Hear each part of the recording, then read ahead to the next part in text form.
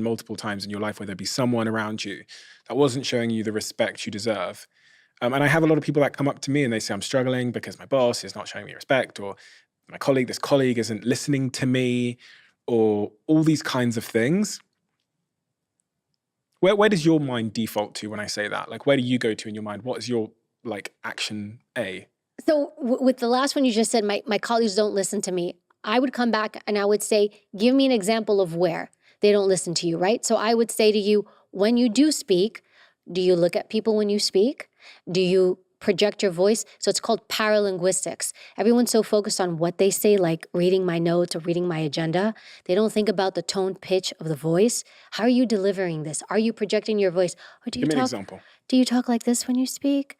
I have a question. I just want to share something. People are going to glaze over. I have a question. Or you're, even just the tone, how you under, hi, I'm Evy. Hi, I'm Evy. Feels different. Mm-hmm. Those are simple things you can do to make sure people hear you.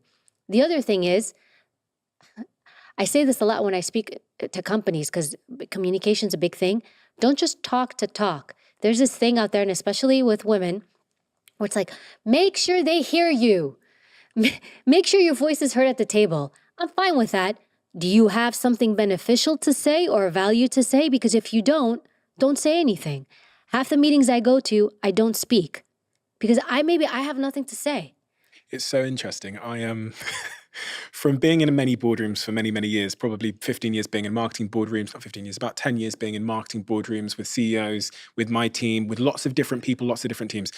I've had thousands and thousands of meetings. I eventually observed something in myself, which is a bit of a prejudice that I have, which is the minute someone speaks, based on their contribution score, which is like a credit score, based on all of the contributions you made in the past, in those first couple of seconds, if their previous contributions were all valuable, everyone in the room would stop and look and lean in.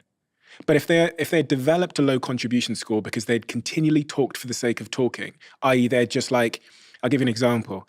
In my New York office back in the day, there was this one guy who, we'd be in a brainstorm trying to solve a problem, and he would start speaking, and you'd see by the way he started speaking that he hadn't actually thought through what he was going to say, and he'd go, what about if we put like a pop-up, and maybe we'll do some TikToks. And so honestly, what I then observed from that individual is every time they opened their mouth, people would instantly basically dismiss the idea because they had such a low contribution score.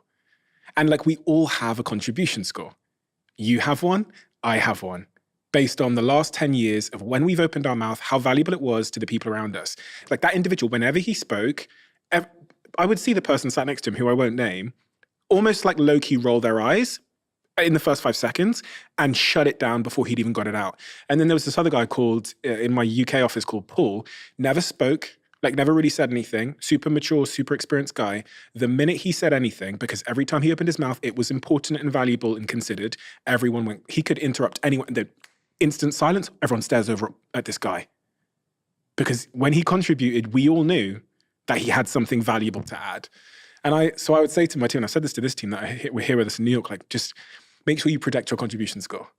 I think that's such a brilliant way to say it. Yes. Yes, it's your score because people keep tabs on you. Yeah. They know Stephen's going to say something. He doesn't always speak, but if he's going to say something, every time he drops something of value. Whereas people think I have to talk because everyone tells me I have to talk, make my voice heard.